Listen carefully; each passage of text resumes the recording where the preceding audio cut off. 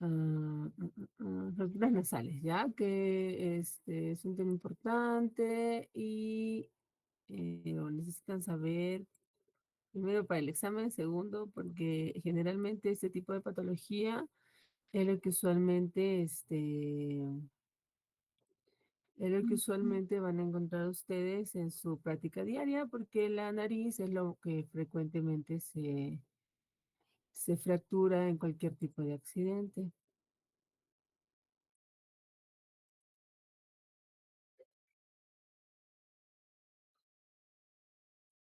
Listo. ¿Ven? ¿Me ven, chicos? Sí, ¿no? Genial.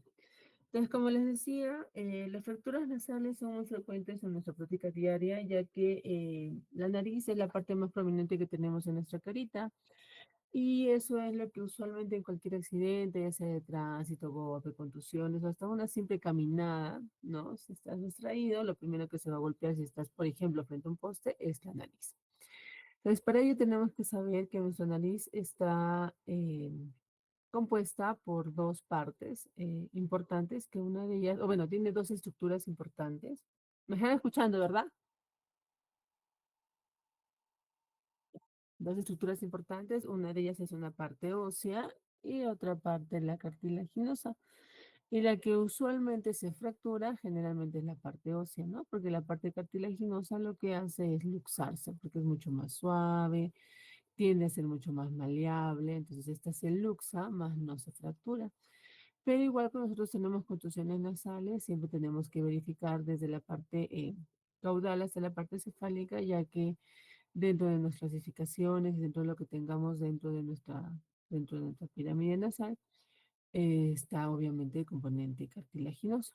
Entonces, nosotros tenemos los huesos propios de la nariz, que están compuestos por los huesos propios, ¿no? Uno derecho, uno izquierdo, la lámina ascendente del proceso maxilar superior, que es la que viene por acá, que también es parte de la nariz y parte de la base de la órbita. En la parte interna tenemos la lámina perpendicular del etmoide, que es el hueso vomer, ¿no? Y la maxila superior, que es donde justamente se inserta todo nuestro tabique nasal. En la parte mucho más anterior tenemos los cartílagos triangulares, los cartílagos cuadrangular, que es la prolongación del cartílago septal, y los huesitos sesamoideos, bueno, los cartílagos sesamoideos, que son los que justamente nos ayudan como relleno dentro de nuestra forma, de nuestra pirámide nasal.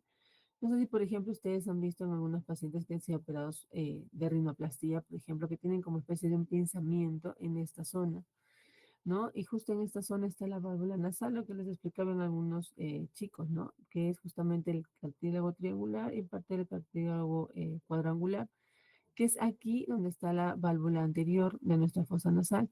Entonces, a veces cuando nosotros operamos rinoplastías, moldeamos este cartílago, que es el cartílago eh, crural, ¿no? Lateral, lo moldeamos para que esta no pueda ser tan ancha y pueda tener una mejor forma en nuestra nariz. Pero al ser moldeada y al disminuir el tamaño, a veces estos huesitos sesamoideos, estos cartílagos sesamoideos, los sacamos o se reabsorben y tienden a tener como especie de una debilidad en esta unión. Y es por eso que a veces hay unos pinzamientos y eso nos dificulta mucho la respiración. Entonces sí es importante, pero también cuando operamos es importante determinar las medidas exactas y evitar mutilar parte de nuestros cartílagos porque todo tiene una función en nuestra nariz, ¿no? A veces por eso que cuando a veces los pacientes son operados de rinoplastía siempre tienen alguna dificultad respiratoria, justamente porque nuestras válvulas no están funcionando adecuadamente, ¿ya? Y la parte más anterior, anterior, una parte más caudal, tenemos, ¿no? Nuestros huesos, esos cartílagos crurales, que son las cruras laterales y la crura media, que nos da la forma de nuestras alitas de la nariz, ¿no? En la parte más externa tenemos las alas nasales, que esta generalmente es tejido adiposo, ¿no? No es un tejido estructural, pero ese tejido adiposo es la que hace función de movilidad, es por eso que es mucho más blando también. Entonces, eso es lo mismo que les explicaba, ¿no? En parte de nuestra fosa nasal está el maxilar superior, la rama ascendente, la espina nasal y el hueso gómez. Y bueno, dentro de nuestra nariz también tienen que saber que nosotros tenemos no solamente nuestro tabique nasal, sino también tenemos estas dos estructuras dentro de la fosa, claro está, que son los cornetes nasales, ¿no? Tenemos el cornete inferior, el cornete medio y el cornete superior, que son parte de nuestra función nasal. Estos cornetes sirven como unas turbinas dentro de la nariz que ayudan a calentar, humedecer y purificar el aire que uno respira. Entonces, estos cornetes a veces, cuando tenemos procesos inflamatorios crónicos como las rinitis alérgicas, por ejemplo, tienen a aumentar de volumen y estas a veces producen obstrucción nasal a la inspiración. ¿Ya?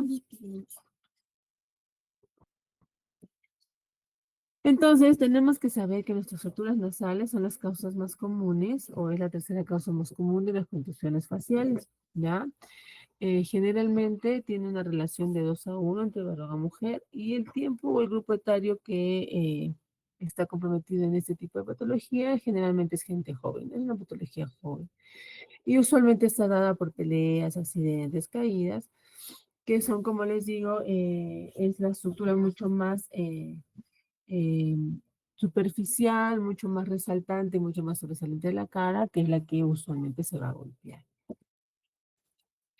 Entonces, para poder entender nuestros impactos nasales, tenemos que saber que tenemos los impactos laterales y los impactos frontales, ¿no? Nos podemos golpear de frente la nariz, como también nos podemos tener un golpe lateral, ya sea derecha o izquierda. Y a veces, dependiendo del tipo del impacto, podemos tener algún tipo de fractura en nuestros huesitos propios. Entonces, usualmente cuando tenemos los impactos de forma lateral, o sea, de forma de costado, generalmente nuestra nariz va a tener un hundimiento unilateral, ¿no? Son esas narices chuecas o con laterorrinea que tenemos, que más o menos son estas de acá. Usualmente, por ejemplo, este paciente ha tenido muy probable un impacto lateral, ¿no? De este lado, y ha hecho una escoliosis de nuestra pirámide nasal. Muy probable aquí el cartílago, los cartílagos se han luxado y ha tenido una fractura en nuestra pirámide nasal. Entonces, este tipo de fracturas generalmente afectan, ¿no? Nuestras válvulas nasales, como lo vemos acá, y viéndolo estéticamente también tiene una deformidad y no se ve muy bonito, ¿no? También aquí, usualmente en este tipo de patologías podemos encontrar hematomas en nuestro tabique, ¿no? Entonces es importante determinar o verificar mediante la rinoscopía nuestras fosas nasales, ¿ya? Y el otro tipo de impactos son los impactos frontales, ¿no? Que este es un impacto que va de frente, o sea, va desde la parte antero-posterior hacia la cara. Este tipo de impactos nos producen una fractura en escalón, son ese tipo de fracturas en las cuales tenemos las narices de boxeadores, como la vemos, o son las fracturas de Chabelet, ¿no? En este tipo de fracturas o en este tipo de impactos vamos a encontrar fracturas generalmente conminutadas, son esas fracturas que tienen múltiples fragmentos, como la vemos aquí, ¿no? Y estas no tienen mucha deformidad escoliótica, sino tienen deformidad frontal, ¿no? Estos las tipos de fracturas tienden a hinchar la pirámide nasal, ¿no? Y tienen este tipo de fracturas. Aquí también podemos encontrar dislocaciones orbitonasales, o sea que pueden haber hasta a veces equimosis periorbitales, ¿no? Esos pacientes que vienen con esos ojitos de mapache, generalmente es cuando tienen este tipo de contusiones, ¿ya? Pues como les decía, las fracturas por contusiones laterales, ¿no? Van a tener este tipo de deformidades nasales, generalmente van a tener disfunción de las válvulas nasales porque acá tenemos una derrusión de la misma y ocasiona bastante obstrucción nasal, ¿no? O sea, hay bastante laterorrinea, hay bastante desviación de tabique también. Entonces, para nosotros poder hacer un diagnóstico adecuado de nuestras fracturas nasales, necesitamos hacer una buena anamnesis, como en toda patología, ¿no?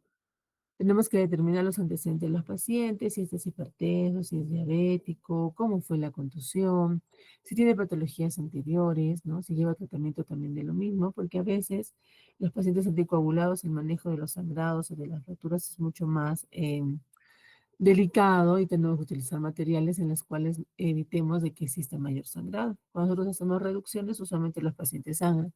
Entonces, si el paciente tiene alguna coagulopatía, hay que determinar eso para poder utilizar otro tipo de materiales y, por ejemplo, aquí no utilizamos tapones, ¿no? Que eso les voy a explicar en epistaxis. Hay que hacer un buen examen físico, ¿no? Tenemos que hacer la inspección, la palpación y el examen endocavitario, que eso es lo que tenemos que determinar en una fractura. Dentro de la inspección, ¿qué es lo que tenemos que ver? Bueno, son las deformidades nasales, si existen algún tipo de heridas, por ejemplo, en el dorso, porque si estas existen, lo que tenemos que hacer es tratar de curar estas heridas para poder así hacer una reducción. Pero ustedes saben que después de una reducción, tenemos que colocar, por ejemplo, yesos, y estos yesos van tapando la herida, y ustedes imaginan que esa herida está infectada o que esa herida no está cicatrizada, se puede infectar, y podemos hacer una celulitis en cara, y esto es realmente catastrófico, porque estas ustedes saben que puede llegar directamente a la cabeza por un tipo de sepsis o un tipo de abscesos cerebrales. Entonces siempre es importante evitar que existen heridas expuestas, ¿ya? Hay que determinar si hay sangrados o no. Usualmente las fracturas nasales están acompañadas de epistaxis, pero estas epistaxis se autolimitan, ¿no? Usualmente se golpean, sangran, pero luego están autolimitadas, ¿no? Hay que también determinar si existen algún tipo de alteraciones oculares, ¿no? Y sobre todo determinar si es que, por ejemplo, tenemos alguna deformidad en nuestra pirámide, si esta está afectando en la parte anterior, ¿no? Para poder determinar si existe alguna obstrucción de las vías lacrimales o no. Entonces, esto es importante también porque a veces los pacientes se han dado cuenta de cuando están hinchados o cuando, por ejemplo, tienen algún tipo, o los pacientes que se operan de nariz, siempre tienden a hacer lagrimeos, ¿no? Y eso es porque a veces estamos obstruyendo el meato inferior, que es donde justamente drena nuestra vía lacrimal. En cuanto a la palpación, bueno, tenemos que ver si hay dolor, si hay asimetrías y sobre todo en fracturas, como les decía, tenemos que ver este tipo de crepitación. ¿Cómo son las crepitaciones? ¿Ustedes se imaginan aplastando una galleta? Bueno, cuando esto ocurre es porque existe un tipo de fractura. Entonces, ahí si no tenemos una placa, podemos estar frente a ella, entonces tenemos que hacer una reducción o derivarlo al especialista para que éste lo pueda hacer. Y dentro del examen endocavitario es importante determinar si existen hematomas septales. ¿Por qué le he puesto el hematoma septal en negrita? Porque esta sí es una emergencia de tratamiento, ¿ya? Cuando nosotros tenemos hematomas septales, tenemos que sí o sí drenarlas, porque si no las drenamos, puede haber una reabsorción del cartílago y al hacer una reabsorción del cartílago tenemos una fractura en silla de montar, porque el cartílago todo se reabsorbe y se cae, solamente nos quedarían los huesitos y son unas fracturas terriblemente, ¿no? Y estas para reconstruirlas, obviamente necesitamos otro tipo de componentes, ya no de cartílagos septales, sino de repente de cartílagos costales o lo que fuera, para que pueda tener una mejor estructura, ¿ya? También tenemos que determinar las deformidades y las estructuras dentro de ellas. Entonces, ¿cómo hacemos el diagnóstico de nuestras estructuras de huesos propios de la nariz? Bueno, lo podemos hacer mediante tomografía, pero el vuelo estándar son las radiografías de huesos propios, ¿no? Que hasta ahora las estamos viendo. Y una radiografía de Waters, que es la que nos muestran como la que está aquí. En ese tipo de radiografía podemos determinar cómo está el tabique nasal, ¿no? Y podemos determinar cómo está la pirámide nasal, que es esta de acá. En este caso, por ejemplo, no hay una fractura actual, pero sí tenemos una fractura antigua donde ha movilizado este hueso propio de la nariz, ¿no? De la pirámide. Y acá sí se observa una fractura del tabique nasal, una lesión del tabique nasal, ¿no? Y en esta radiografía de huesos propios de nariz tenemos acá una lesión de continuidad que es acá una fractura, ¿no? Esta fractura usualmente ha sido de repente de una contusión lateral, donde tiene una lesión solamente unilateral, ¿no? No está conmutada, por ejemplo. Entonces, estas son las dos radiografías para que nos ayuden a su diagnóstico por imagen, ¿no? Y obviamente el otro tipo de diagnóstico es en la palpación que nosotros tenemos que hacer con nuestras manitos. Estas son otro tipo de fracturas, ¿no? Como vemos aquí, tenemos una fractura de impacto lateral, donde tenemos una escoliosis nasal, tenemos una fractura unilateral, y esta es una fractura de impacto frontal, donde tenemos un hinchamiento de nuestra pirámide, y tenemos una fractura conminutada, ¿no? Como ven acá, los múltiples fragmentos, se cae inclusive la pirámide, y estas se tiene que hacer una reducción a veces abierta, ¿no? Pero si tenemos en la parte superficial todavía una estabilidad, podemos hacerla cerrada, ¿no? O sea, les voy a explicar brevemente. Entonces, para nuestras fracturas nasales tenemos dos clasificaciones importantes, pero nosotros para la práctica resolutiva de otorrino utilizamos la fractura de Rodich, ¿no? Pero les voy a explicar la clasificación de Strange, que esa generalmente es una tipo de clasificación en la cual fragmenta nuestra pirámide nasal en partes, en la parte caudal hacia la parte cefálica, ¿no? Como la vemos acá. Esta es la clasificación de Strange, en la cual, por ejemplo, ¿no? Acá vemos nuestra pirámide nasal, ¿no? Tanto cartilaginosa como ósea. Y la Strange clasifica tipo 1 cuando existen fracturas de los huesos propios y parte del tabique, ¿no? Y va siendo un corte mucho más cefálica en el tipo 2, donde ya existen fracturas dentro de nuestra pirámide nasal y tabique nasal y parte de la lámina ascendente del maxilar. Y en el tipo 3 es cuando tiene la fractura tanto etmoido, fronto, maxilar, ¿no? Que está ya tipo de fracturas, es una fractura que ya se utiliza una resolución multidisciplinaria, ¿no? Por ejemplo, acá necesitamos de cabeza y cuello y en algunos casos también de repente de neurocirujanos si existe algún tipo de salida, por ejemplo, de líquido cefalorraquídeo, ¿no? Entonces ahí tenemos que ellos tienen que colocar una cerita de hueso para que pueda limitar esta salida. El cabeza y cuello de repente colocar algún tipo de férulas o de fijaciones como láminas o placas y bueno, nosotros haciendo la reducción, ¿no? A diferencia de nuestra clasificación de Rogers, que esta es una clasificación, Rogers clasifica las fracturas nasales en 5 niveles, donde determina que la fractura simple, que es el tipo 1, es una fractura que puede ser unilateral, ya sea derecha o izquierda. El tipo 2, una fractura bilateral simple, o sea, que tenga fractura en los dos lados de nuestros huesos propios. El tipo 3 ya son fracturas un poco más complejas, ¿no? Que son fracturas cominutadas, que pueden ser unilaterales, bilaterales o frontales. Y el tipo 4 son fracturas complejas, que son fracturas cominutadas, pero aquí existe alteración de nuestra fosa nasal, o sea que podamos encontrar dentro de nuestro tabique fracturas, laceraciones de nuestra mucosa nasal o hematomas septales asociados, ¿no? Estas son el tipo 4. Como les decía en clase a sus compañeros, por ejemplo, si tenemos una fractura simple, pero ya contamos con hematoma septal o una laceración dentro de nuestra nariz, ya la estamos clasificando de tipo 4, ¿ya? Eso tienen que acordarse también.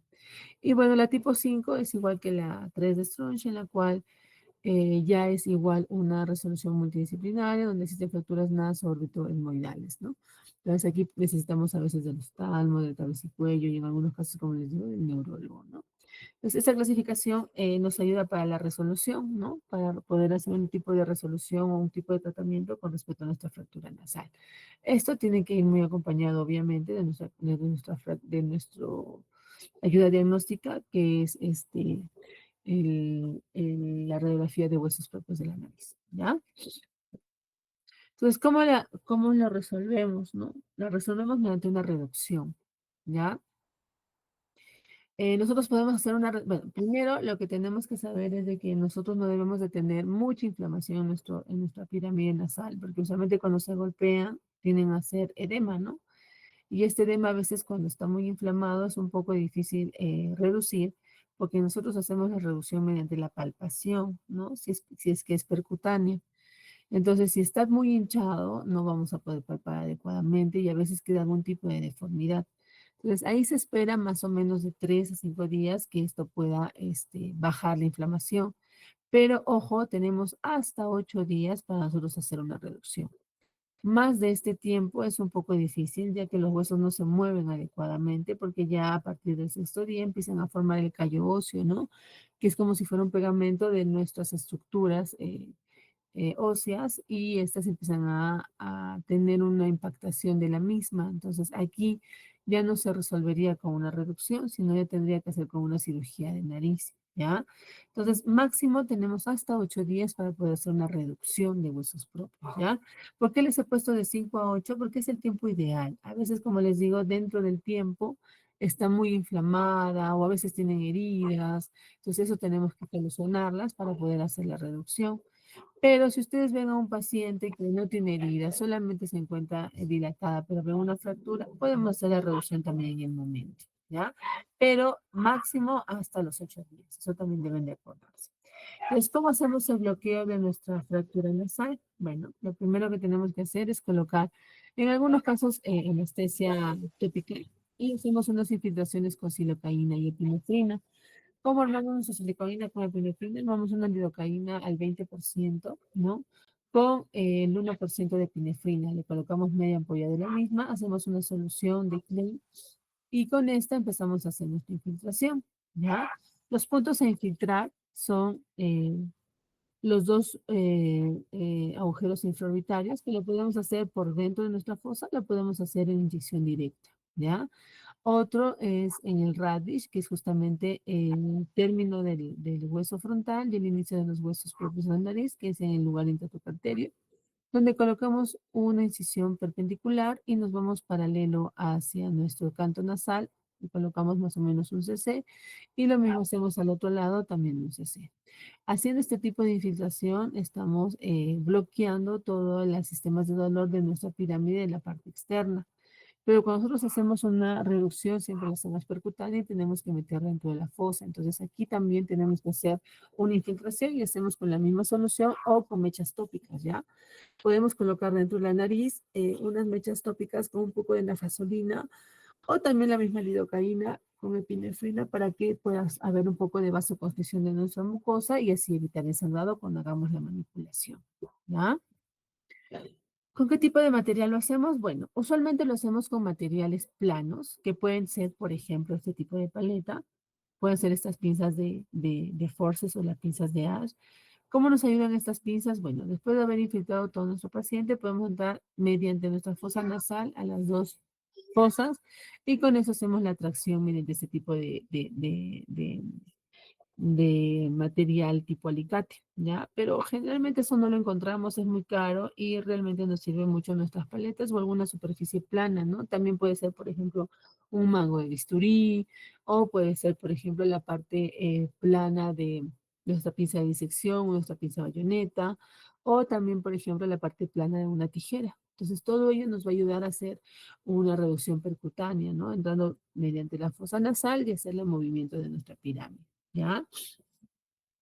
Pero siempre, por ejemplo, estas partes lisas o estas estructuras metálicas, personalmente yo las envuelvo con un poco de algodón y silocaína y epinefrina, ¿no? Primero para evitar más traumatismo, supongamos que tengamos una laceración y a veces esto puedes hacer el movimiento, la mucosa es friable y puedes producir más laceración y produces más sangrado también. Entonces el taponamiento es mucho más agresivo también aquí. Entonces eso es lo que hay que evitar. El paciente ya viene con un dolor por una contusión, encima viene con toda la cara deformada y encima le vamos a colocar un tapón por producirle mayor sangrado, es un poco engorroso eso, ¿no?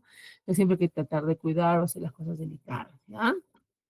Entonces, por ejemplo, como en el caso donde les decía, ¿no? Por ejemplo, podemos utilizar este tipo de mango, ¿no? O el tipo de superficie plana. Y yo le envuelvo esta mechita de algodón casi siempre empapada con silocaína y epinefrina, ¿no? Para así ayudar a hacer un poco de vasoconstricción y también así evitar hacer algún tipo de lesión traumática dentro de la mucosa nasal, ¿no? Entonces, así es como se hace la reducción percutánea. Ingresamos, puede ser con la pinza de Ash, como lo vemos acá, ¿no? Obviamente el paciente previo a esto ya está bloqueado y se moviliza, ¿no? Y como les digo, nosotros utilizamos bastante las manos para poder palpar la pirámide. Pues si esta está muy hinchada es muy difícil, por eso es que también podemos esperar que esto disminuya un poquito de tamaño, ¿ya? De volumen. Igual entramos con nuestra tijerita o nuestro mango de bisturí o nuestra pinza plana y hacemos igual la reducción en movimiento de nuestra pirámide, ¿ya?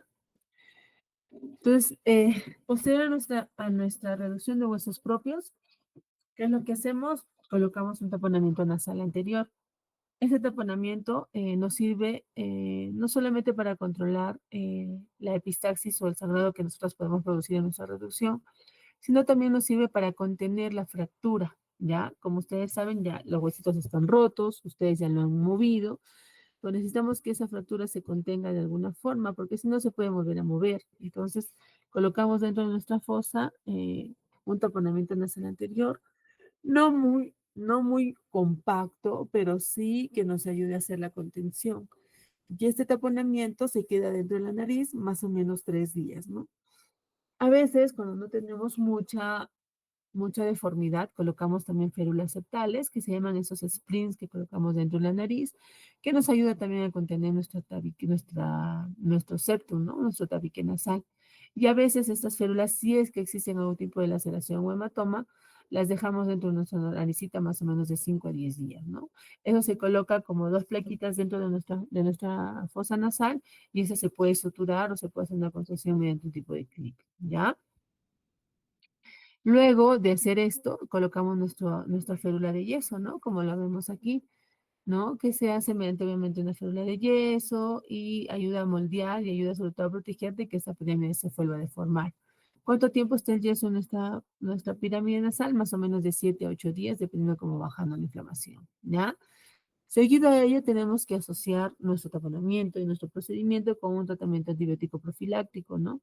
Ya que cuando nosotros colocamos tapón, este tapón puede obstruir el drenaje de los senos paranasales y esto puede conllevar a que exista algún tipo de infección o algún tipo de reclutamiento de moco dentro de nuestros senos paranasales y esta puede ocasionar una sinusitis posterior, ¿ya? Entonces, por eso siempre hay que tratarlo con un antibiótico profiláctico de primera línea, que podría ser unas penicilinas o amoxicilinas, ¿ya? Y luego, obviamente, hay que acompañarlo de antiinflamatorio, ¿no? Puede ser paracetamol, puede ser ibuprofeno, naproxeno, lo que ustedes puedan tener a la mano, ¿ya? Y siempre indica al paciente que hay que colocarse hielito local, ¿no? En este caso, por ejemplo, ella tiene los ojitos de mapache, muy probable, esta pacientita haya tenido un impacto frontal, ¿no? Y que haya extravasado la sangre por acá y se haya hinchado, ¿no?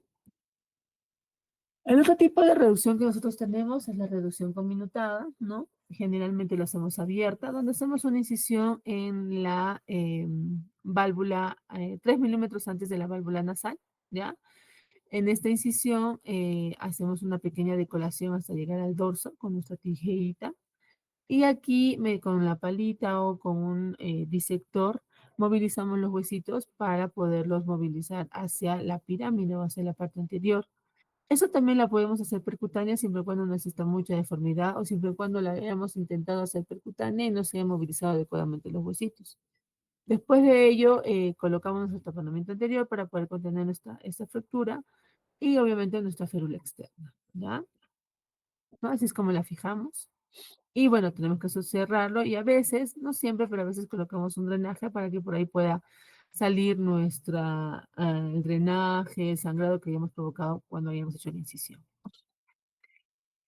Y dentro de las complicaciones, como les decía, en nuestras fracturas nasales tenemos los hematomas septales o las laceraciones de la misma. Si existen laceraciones, bueno, lo podemos curar, colocar gasita furacinada, pegarla hacia el tabique, ¿no? Y hacer una curación o control de la misma, luego con cremitas, ¿no?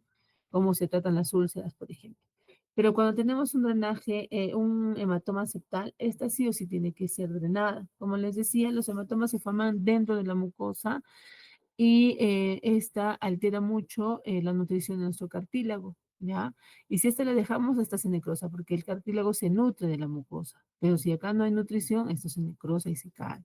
Entonces, ¿qué es lo que hacemos? Podemos hacer una incisión entre el hematoma, hacer todo el drenaje o aspirarlo, pero aquí sí tenemos que colocar un taponamiento para que pueda aplastar este hematoma, porque si no, esto puede volver a crecer. O podemos colocar nuestros splints nasales, ¿no? Que también nos ayudan a aplastar este tipo de lesiones, ¿ya?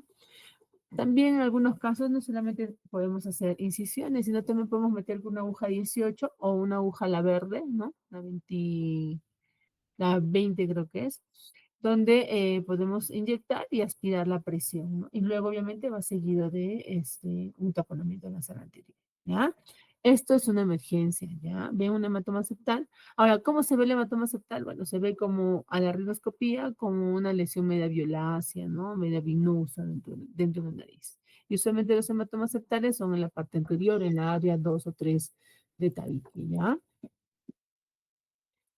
Bueno, hijos, eso es todo con respecto a este tema. ¿Tienen alguna pregunta?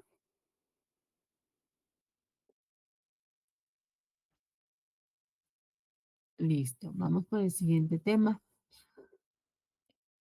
Quieren avanzar. Muy bien, avancemos. Avancemos. Para que se vayan a pasear su domingo. El otro tema es... ay,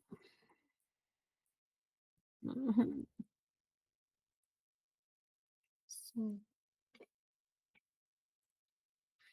El otro tema son las epistasis nasales, ¿ya? Aquí tenemos que recordar dos tipos de epístasis, em, que son las epistasis posteriores y la epistasis anterior, ¿ya? ¿Qué significa epistaxis? Bueno, la epistaxis significa una hemorragia o una salida de sangre por nuestro origen o de nuestra fosa nasal, ¿ya? Como les digo, puede ser anterior o puede ser posterior.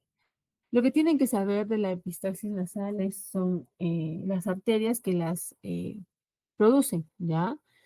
Es así como, por ejemplo, en las epistaxis anteriores, la causante de este tipo de sangrado es el plexo de Kisselbach, que este plexo son ramas terminales de la arteria labial superior, ¿no? Que esta sale justamente por la parte anterior del maxilar, ¿no? De la espina maxilar y del labial, y hace con un enmarañado de terminaciones arteriales en nuestra área, más o menos 2 de nuestro tabique nasal. Tienen que saber que este tipo de epistaxis o la epistaxis anteriores son sangrados nasales que son mucho más frecuentes, generalmente son en niños o en gente joven, y estas son fáciles también de resolver, ¿no? Que a veces con una simple compresión nasal puede esta regresionar. A diferencia de nuestra epistaxis posterior, que generalmente está causada por la arteria esfenopalatina, como la vemos acá, en algunos casos se describe que el hemorroidal anterior y el modal posterior pueden dar algunas ramas hacia la parte posterior de nuestra fosa nasal y pueden ser también causante de la misma, ¿no? Pero lo más frecuente, y como vemos igual en la ubicación, la arteria esfenopalatina, ¿no? Nos da ramas en todo lo que es la parte septal y los, cornetes de la nariz, y es aquí donde puede ocasionar algún tipo de epistaxis, pero ya no hacia la parte anterior, sino caen hacia el cabo faríngeo, como lo vemos por ahí, está muy cerquita el cabo, ¿no? Y hace como especie de lagrimeos o como especie de cascada en nuestro cabo. Por eso que siempre que estemos frente a una epistaxis nasal, tenemos que ver nuestra boca, ¿no? Nuestro cabo faríngeo para ver si hay sangrado o no en la parte posterior, ¿ya? Entonces, esto es más de lo mismo, ¿no? Hay que saber que el plexo está dado por las ramas terminales de la arteria labial superior, y nuestra epistaxis posterior, como lo vemos aquí, es causante por ramas de la arteria esfenopalatina, ¿no? Con la misma esfenopalatina también. Y en algunos casos puede estar dada por alguna terminación arterial de la arteria hemorroidal anterior o la arteria hemorroidal posterior, ¿no? Que son ramas realmente muy grandes. Pero sus terminaciones en algunos casos también nos pueden causar problemas, ¿ya? Como les decía, usualmente las epistaxis anteriores están causadas por el placebo Kisselbach, generalmente es la más frecuente, la más común que nosotros tenemos en nuestra práctica. Y esta está dada en niños, en adultos jóvenes. Es un sangrado no muy profuso, ¿no? Es de leve, moderada cuantía y generalmente es fácil de solucionar. Como les digo, a veces con una simple compresión podemos solucionar esto, ¿ya? A diferencia de nuestras epistaxis posteriores, que generalmente, bueno, es el 10% de los sangrados nasales que podamos tener en nuestra práctica. No son muy frecuentes y usualmente están en el grupo etario de adultos mayores, no muy jóvenes, y este sangrado sí es muy aparatoso, ¿no? Es un sangrado bastante fuerte, a veces tiende a atorar a los pacientes, hasta algunos casos hemos tenido casos de aspiración por sangrados posteriores, ¿ya? Sobre todo en aquellos pacientes pues, que tienen patologías de fondo o que se han chocado, o que han tenido un accidente de tránsito, ¿ya? Entonces, ¿cuáles son las causas de nuestras epistaxis? Bueno, tenemos causas locales y causas sistémicas. Dentro de las causas locales tenemos, por ejemplo, los traumatismos, las inflamaciones, las deformidades de tabique nasal, los cuerpos extraños que podamos tener dentro de nuestra nariz, enfermedades granulomatosas o irritativas que puedan ocasionar algún tipo de lesiones, irritaciones químicas, ¿no? Y algunos tumores nasales. Y dentro de las sistémicas, bueno, ¿no? Tenemos algunos problemas de coagulopatías, alteraciones vasculares, algunos medicamentos, ¿no? A veces hay pacientes que, por ejemplo, les detectan presión arterial, ya se van a la farmacia, ya usted se parte eso, tome esto y tómese su aspirina, ¿no? Para proteger su corazón. He tenido casos, por ejemplo, de pacientes que vienen con tratamientos tratados con aspirina que se toman diario, ¿no? Y estos pacientes usualmente tienden a producir sangrados que a veces no solamente son posteriores, ¿no? Sino son sangrados anteriores, pero no de algún tipo de los vasos que tenemos, sino a veces solamente de toda la mucosa, ¿no? A veces se suena la nariz, puede desprender algún tipo de moco que está pegado en el tabique nasal y sale con un poco de mucosa y este es un sangrado aparatoso, más un problema de coagulación, sangre, ¿no? Entonces aquí hay que taponarlos también, ¿ya? Entonces, igual, como toda patología, tenemos que hacer una buena historia clínica, ¿no? Debemos de preguntar sobre todos los antecedentes de nuestros pacientes, ¿no? Ver si tienen algún tipo de tratamiento con, con anticoagulantes, por ejemplo, ¿no? Hay que determinar si nuestro sangrado es anterior o posterior, ¿no? Es importantísimo eso. Y sobre todo hay que determinar también si existe algún tipo de factor que esté desencadenando este tipo de epistaxis, ¿no? Cuando son de contusiones, bueno, generalmente son anteriores, pero si tenemos, por ejemplo, las fracturas complicadas, ¿no?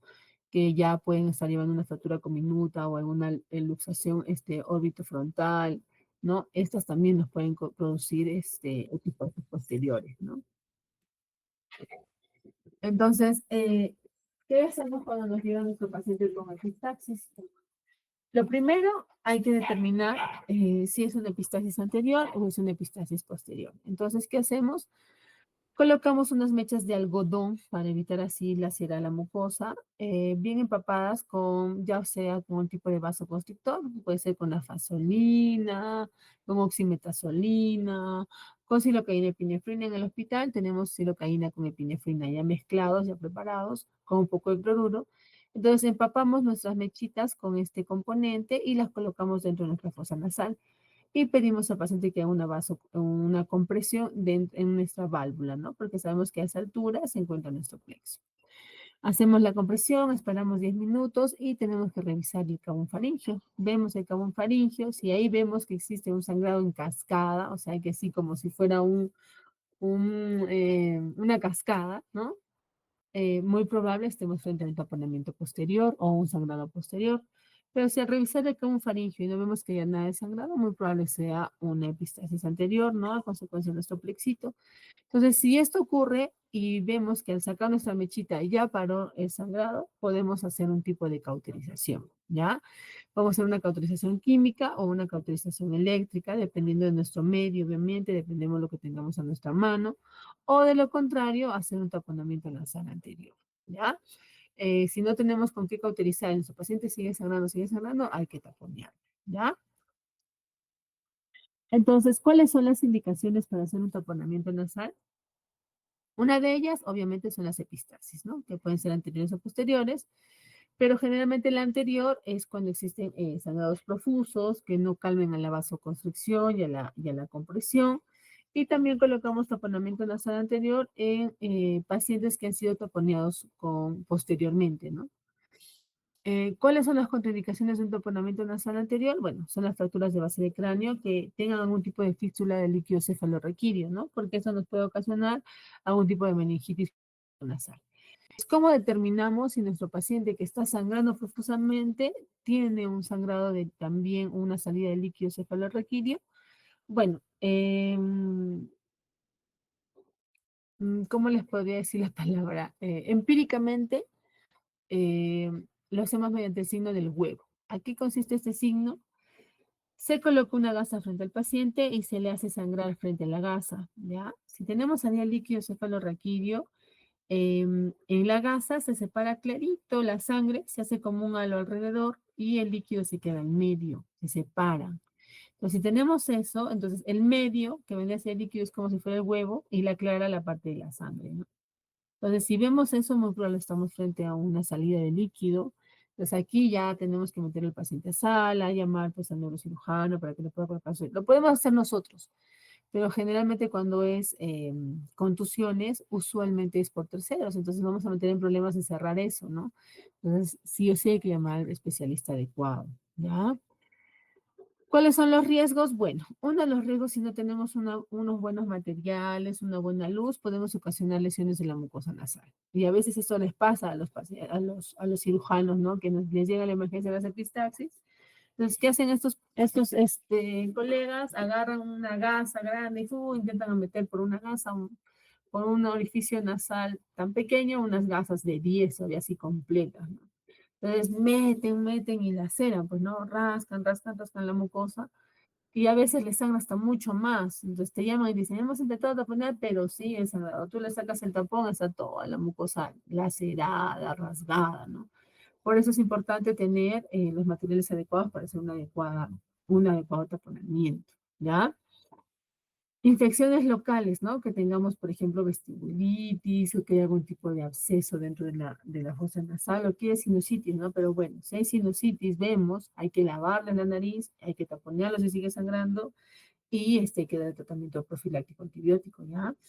Podemos ocasionar shock tóxico también en caso de que exista, por ejemplo, algún tipo de solución que podamos meter dentro de la nariz y que este paciente sea alérgico a lo mismo, ¿no? Obviamente ocasionamos obstrucción de las vías respiratorias altas, ¿no? El paciente va a estar respirando por la boca si hacemos un taponamiento nasal, ¿no? Y en algunos casos una hemorragia persistente, como les decía, si es que la sedamos o hacemos algún tipo de lesiones en la mucosa nasal, ¿ya? ¿Qué precauciones debemos de tomar para hacer un buen taponamiento nasal anterior? Bueno, tener buena técnica, ¿no? Tener los materiales adecuados, aperturar adecuadamente nuestra fosa nasal y tener una muy buena luz, ¿ya? Eso deben de acordarse. Entonces, ¿qué materiales utilizamos para hacer nuestro taponamiento nasal anterior? Podemos tener un frontoluz o un espejo frontal que nos ayude a poder ver la profundidad de nuestra fosa nasal, ¿no? Un rinoscopio o un espéculo nasal. Pinzas bayonetas como la vemos acá, ¿no? Ya sea la de Z o la de Bude, ¿no? También, obviamente, nuestras mechas hemostáticas. Podemos hacer taponamiento nasal con mojelita, tiras de gasa, apósitos de celulosa, pero estas tienen sus indicaciones, ¿no? No siempre vamos a taponear un paciente con mojelita, ¿no? Generalmente los taponamientos nasales anteriores con apósitos de celulosa o con gelatina hemostática lo hacemos en pacientes que tienen alteraciones de la coagulación. Pero como les decía, esos pacientes usualmente no es que sanan de algún vaso, sino sanan casi de toda la mucosa, que es muy vascularizada. Entonces aquí necesitamos hacer un taponamiento con algún material que se pueda reabsorber solo y no lo tengamos que extraer, porque ustedes cuando extraen un taponamiento les sangra, ¿no? Por la sedación, porque está impactado, porque se inflama la mucosa. Entonces, si tienen un problema de coagulación, tengan por seguro que les va a sangrar 1000 veces más y no lo van a volver a taponear. Entonces, ahí sí utilizamos este tipo de materiales, ¿no? El apósito de celulosa, de mojalita, que se mete en la nariz y se pega en las paredes y esto nos ayuda como vasoconstricción y también como una cosa o un coágulo ahí para así evitar que siga sangrando, ¿ya? Podemos utilizar, como les digo, vasoconstrictores o anestésicos tópicos y bueno, siempre, ¿no? Una pomada antibiótica o un antibiótico profiláctico. Entonces nos llega nuestro paciente, como les decía, a nuestra emergencia o a nuestra consulta. Lo primero que tenemos que hacer es tranquilizarlo, ¿no? Porque a veces los pacientes llegan desesperados, tienden a tragar, se desesperan, se estresan y no se dejan examinar para empezar.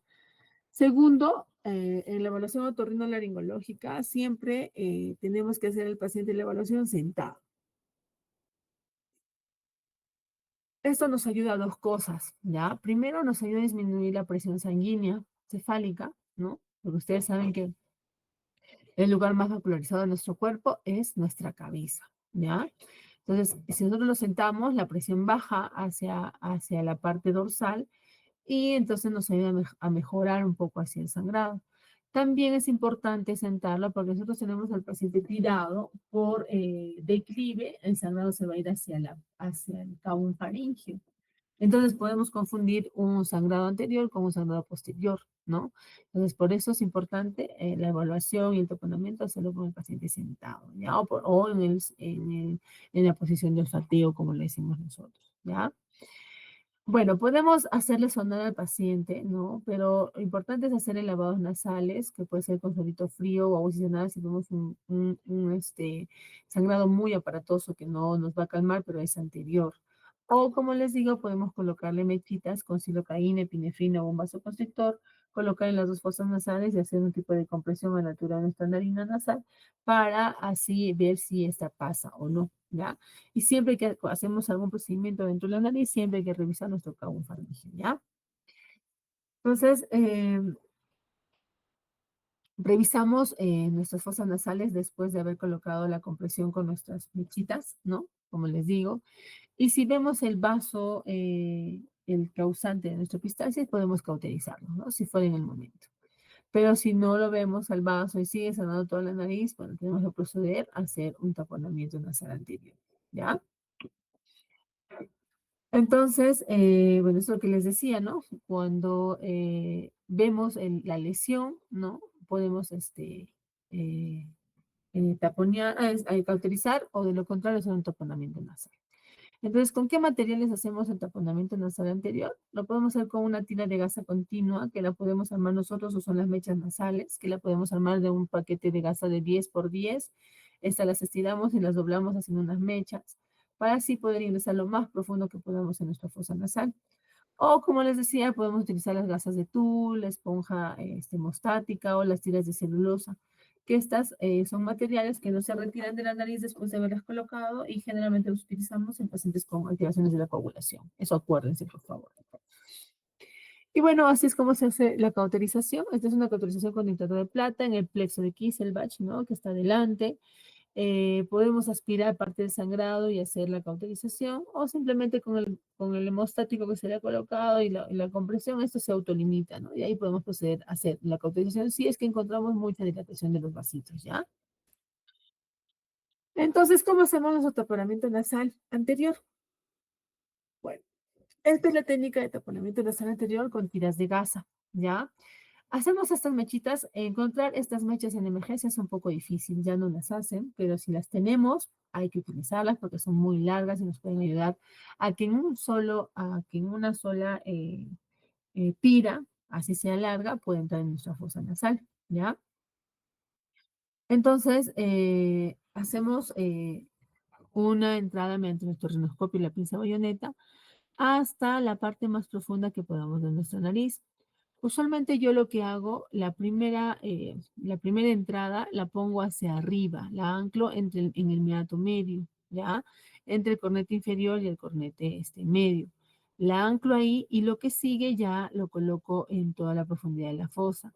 Porque usualmente no lo hago directo, personalmente, es una técnica personal, porque a veces, ¿qué es lo que pasa? Nosotros deglutimos, pasamos, esta mucosa se mueve, ¿no? Tanto con los músculos, y a veces tienden a aflojar nuestro tapamiento nasal y este tiende a caer a la rinofaringe.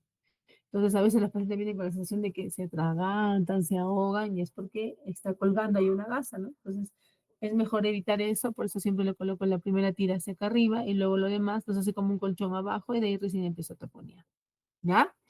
¿Con qué lo hacemos? Con las tiras de gasa, rinoscopio y una pinza bayoneta. ¿Ya, hijos?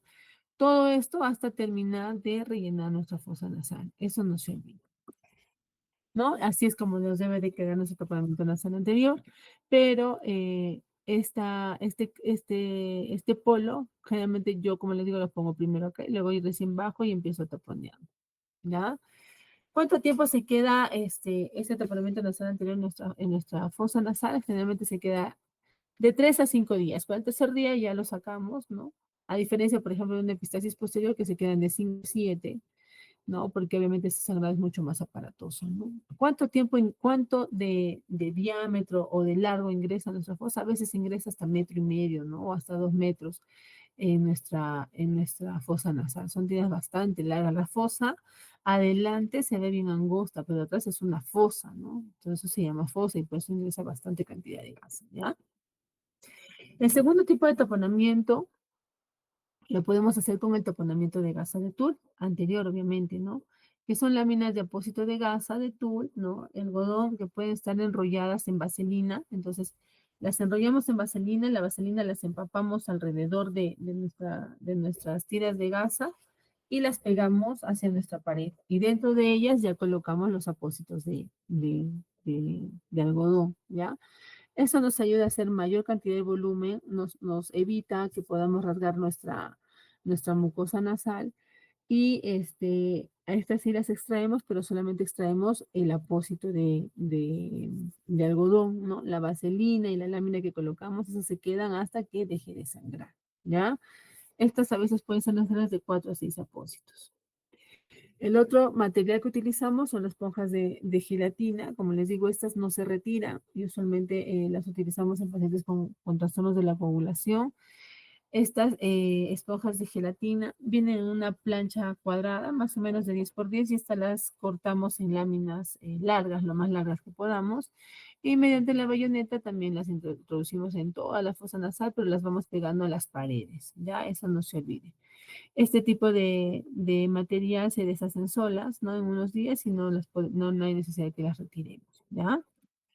Al igual que las tiras de celulosa. Estas tiras de celulosa son tiras que con el contacto con el contenido líquido se expanden, ¿no? Crecen. Entonces esto también nos ayuda como vasoconstricción.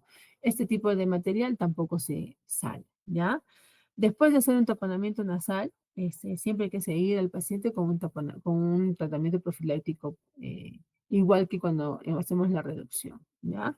Puede ser de primera línea, puede ser penicilinas, hay que acompañarlo de antihistamínicos también, porque como es un cuerpo extraño que entra dentro de la nariz, los cornetes tienden a producir una reacción alérgica y los pacientes tienden a estornudar. Por eso van a sentir que los pacientes cuando les viene después de haber sido taponeados, les dicen, ¿sabe qué, doctor? He estado con gripe, eso estornude, estornude. No, es por la reacción del cornete hacia el cuerpo extraño que está ingresando a su fosa nasal, ¿ya? Y después de hacer un taponamiento nasal, colocamos esta bigotera para que nos sirva de contención del poco sangrado, del drenaje de sangrado que puedan tener. Entonces, esto tengan en cuenta, son recomendaciones para un taponamiento nasal anterior. Siempre hay que evitar el decúbito al paciente, ¿no? Hay que siempre levantar la cabeza si es que el paciente no puede estar sentado. Hay que evitar que el paciente haga esfuerzo físico y evitar los alimentos calientes, porque ustedes saben que los alimentos calientes hacen vasodilatación. En este caso sería ideal mejor hacer lavados o hacer compresas de hielo, por ejemplo, ¿ya? El taponamiento, como les digo, se retira hasta los 3 días, ¿no? De 2 a 3 días. Personalmente lo retiro el tercer día. Si es un taponamiento nasal anterior por una fractura, sí lo retiro al tercer día o al cuarto en algunos casos. Y siempre que nosotros, por ejemplo, vamos a retirar el taponamiento, hay que tratar de remojar, ¿no? Podemos infiltrarle un poco de silocaína con epinefrina para que esto pueda remojar y al salir ya no le acere mucho la mucosa, ¿no? No esté seca. El otro tipo de sangrado son las epistasis posteriores. Como les decía, generalmente este tipo de sangrado es la causante, ramas de la arteria esclenopalatina. Este tipo de sangrado es un sangrado muy grave, puede hacer trastornos hemodinámicos de nuestro paciente. Son muy difíciles de controlar, generalmente los taponemos en sala de operaciones. En algunos casos, como les digo, a veces si el paciente tiene un trastorno de sensorio o es un adulto mayor muy avanzado, ha habido casos de aspiración por sangrado, ¿no? Entonces hay que tener mucho cuidado y hay que saber resolverlo, sobre todo diagnosticarlo y saber resolverlo, ¿ya? ¿Dónde es que encontramos el sangrado? Lo vemos acá, en la rinofaringe, ¿no? Porque no lo vamos a ver, obviamente por acá sangra, y al hacer o al bajar con un bajalengua nuestra lengüita, vamos a encontrar un sangrado en cascada aquí, en la rinofaringe, eso acuérdense, ¿ya? Entonces, ¿cuáles son las causas de este tipo de epistasis? Generalmente son tumores, traumáticas, alteraciones de la coagulación, en algunos casos infecciosas, por ejemplo, ¿no? De trastornos granulomatosos dentro de nuestra fosa nasal, ¿ya? Entonces, ¿qué es lo que hacemos cuando nos llega con nuestro paciente con una epistasis anterior? Bueno, primero hay que hacer una adecuada anamnesis también, hay que determinar si es un sangrado anterior o posterior, si es un sangrado nuevo o es un sangrado que ha sido provocado por traumatismo o es un sangrado espontáneo. Hay que determinar nuestros signos vitales en nuestros pacientes porque a veces pueden chocarse, ¿no? Hay que localizar el área del sangrado, obviamente, eliminando todos los coágulos de sangre para poder así ver dónde está el sangrado. Y sobre todo hay que precisar como una cascada de sangre en toda la rinofaringe, ¿no? No como puntitos, sino todo es uno si cayera la sangre así tipo caña atrás. Entonces aquí hay que hacer un taponamiento nasal posterior, definitivamente, ¿ya? Entonces, ¿dónde hacemos el taponamiento nasal anterior? Bueno, tenemos que presionar la parte de la rinofaringe y las coanas, ¿no? Como lo hemos visto en nuestra fotito de nuestra naricita. El taponamiento llega a esa altura, ¿no? Para poder contener justamente las ramas terminales de la arteria esfenopalatina, ¿no? De acuerdo a nuestra anatomía. Entonces, hay que tener a nuestro paciente un poco tranquilizado y hay que explicarle, ¿no? Que muy probable vamos a meterlo a sala para poder hacer un taponamiento nasal. Lo más rápido lo que podemos hacer en emergencia es el taponamiento nasal con sonda Foley, ¿no? Que ahora les voy a explicar en qué consiste. Pero si lo hacemos con tapón o tiras de gasa o un paquete de gasa, sí o sí hay que meterlo a sala. ¿Por qué? Porque necesitamos meter nosotros nuestra manito para poder anclar nuestra gasita o nuestro paquete en las coanas, ¿no? Que es justamente donde sana. Pues lo que dejamos en la garganta obviamente no nos va a servir de nada. Tenemos que meter la mano y enclavarlo así. A diferencia de la sonda Foley, que tú puedes hacer una buena tracción y esta se va a enclavar en nuestra parte de la coana, ¿ya? Entonces podemos hacer estos dos tipos de taponamiento. ¿Cómo hacemos el taponamiento posterior con sonda Foley, no? Necesitamos una sonda Foley número 14 usualmente, ¿no? En la cual introducimos por el piso de nuestra nariz, como lo vemos acá, ¿ya?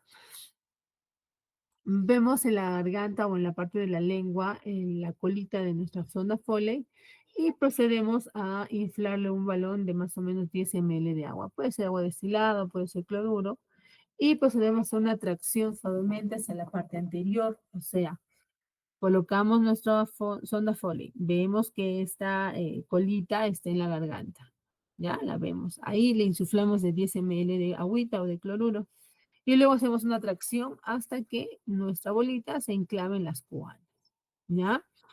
Y aquí procedemos a hacer un taponamiento nasal anterior, ¿ya? Eso nunca se olvide. Siempre los taponamientos nasales posteriores van seguidos de un taponamiento nasal anterior. Igual, como todos los taponamientos, tenemos que hacer un tratamiento profiláctico, ya sea con antibiótico tópico o también sistémico como las penicilinas, ¿ya? Ah, esto me olvidé. Bueno, no les he colocado dentro de los tipos de taponamiento nasal posterior, ya que esto no se encuentra mucho en los balones inflables en nuestro medio. Yo personalmente solo lo vi cuando fui a rotar fuera, pero es mucho más práctico, ¿ya? Este balón lleva dos polos, lleva un polo posterior y uno anterior, y lleva tres vías, ¿ya? Donde el polo posterior, obviamente el que es más pequeño, llega a la rinofaringe y este polo anterior llega a la fosa nasal, ¿no? Más o menos queda así. No, no está así. Ah, está aquí. Queda así, ¿no? Metemos igualito, igual que la sonda Foley, metemos por el piso y suflamos 10 cc acá, traccionamos e insuflamos 20 cc acá. Ya no necesita hacer un taponamiento, ¿no? Y de ahí lo fijamos en la fosa y listo. Al quinto día lo sacamos, ¿ya? Pero esto está un poquito difícil de encontrar en nuestro medio, pero si es que algún día lo encuentran, es mucho más fácil, utilícenlo si lo tienen, ¿ya? Y como les decía, luego de hacer un taponamiento nasal posterior, siempre va a seguir un taponamiento nasal anterior. Traten de evitar de que esta sonda Foley choque con las narinas, ¿no? Porque como ustedes saben, va a estar 5 días y si esto está chocando y haciendo presión, pueden necrosar esta zona. Entonces siempre hay que dejarlo suelto, ¿ya? Y otro tipo de taponamiento posterior es con las tiras de gasa, ¿no? Paquetes de gasa. Para ello, ¿qué necesitamos utilizar? Bueno, necesitamos una sonda Nelaton, ya sea número 10 o 12. Bueno, son dos sondas Nelaton. Un espéculo nasal, una pinza bayoneta. Aquí sí necesitamos una seda negra, ¿no? Para poder amarrar nuestras gasitas, tiras de torunas y obviamente un bajalengua para ver si sigue sangrando o no. ¿Cómo lo hacemos? Ya, mejor acá, acá. ¿Qué hacemos? Agarramos nuestro paquete de gasa de 10 por 10, medimos el ancho entre narina y narina, que es lo que va a entrar hacia el cabú, medimos el ancho y hacemos un rodete muy compacto, como lo vemos acá, ¿ya? Al hacer este rodete lo amarramos con nuestra seda negra, nuestros hilos, y armamos tres polos, ¿ya? Agarramos, enrollamos este rodetito y tenemos que tener suelto tres polos de nuestra sedita negra. Eh, Así es como amarramos el paquete. Luego de ello tenemos que tener a la mano la sonda Nelaton, ¿ya? Y también tenemos que tener a la mano nuestras mechas de tira, ¿no? Que eso es lo que va a hacer nuestro taponamiento nasal anterior. Entonces, ¿qué es lo que hacemos? Igual, casi parecido a la sonda Foley, ingresamos por el piso de nuestra fosa nasal hasta ver la colita en la rinofaringe. Entonces cogemos una pinza, la jalamos hacia afuera, como lo vemos aquí, y amarramos un polo de nuestra torunda que hemos armado. Y luego por la otra fosa nasal metemos igualito una sonda Nelaton y amarramos el otro polo. Entonces así como hacemos una tracción de nuestra sonda Nelaton, esto todo va a ingresar, ¿no? Como lo vemos acá. Hacemos una tracción, todo va a ingresar, quitamos esto, colocamos acá una gasita, amarramos nuestros hilitos, ¿no? Y como ven, esto tiene que enclavarse acá. Si a veces no se enclava porque es duro, es seco, metan la manito por acá, metan la manito por la boca y esto pum, lo enclavan con sus dos deditos, ¿ya? Y luego de ello procedemos a hacer el taponamiento nasal anterior. Sí o sí, todo taponamiento nasal posterior va acompañado de un taponamiento nasal anterior. Eso no se olvide. Colocamos aquí una gasita, un algodón y luego procedemos a amarrar nuestros hilicos, ¿ya? Y bueno, esto lo fijamos a los costados. ¿Cuánto tiempo tiene que estar el tratamiento nasal posterior en nuestra naricita? De 5 a 7 días, ¿no? Personalmente yo lo dejo 5 días, ¿no? Por evitar infecciones y todo ello. Y siempre, obviamente, tiene que ir seguido de tratamiento antibiótico, antihistamínico y medidas de soporte, ¿ya? ¿Alguna pregunta con respecto a este tema?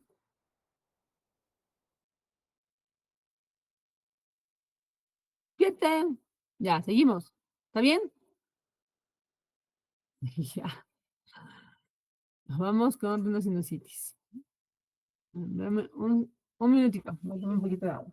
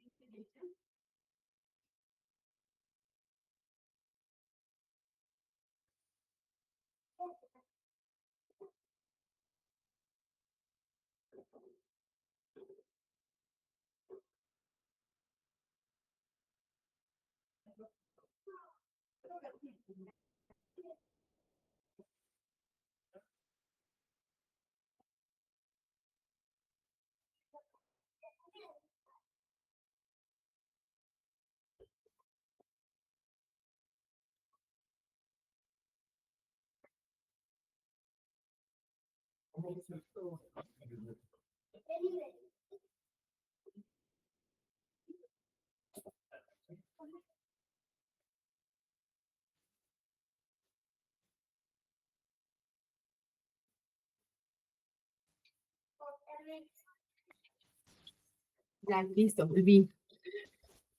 El otro tema, rinitis aguda crónica. Generalmente esta va dada por el tiempo, ¿ya? Entonces, para ello tenemos que considerar las eh, partes de nuestra fosa nasal, ¿no? Como ya les expliqué, en nuestra cara nosotros tenemos nuestra fosa nasal, nuestro tabique nasal, nuestra pirámide nasal, pero dentro de ellas, dentro de nuestra cara, tenemos unas estructuras que son unas cavidades aéreas que se encuentran dentro de toda esta zona, ¿no? En la parte frontal, en la parte maxilar, en la parte etmoidal y en la parte esfenoidal, ¿ya? Como la vemos acá. Entonces, ustedes tienen que saber que nosotros tenemos 8 senos paranasales, ¿no? Que están comprometidas 4 en cada lado. Hay derecha y hay izquierda, también el esfenoides, ¿ya? Eso no se olvide.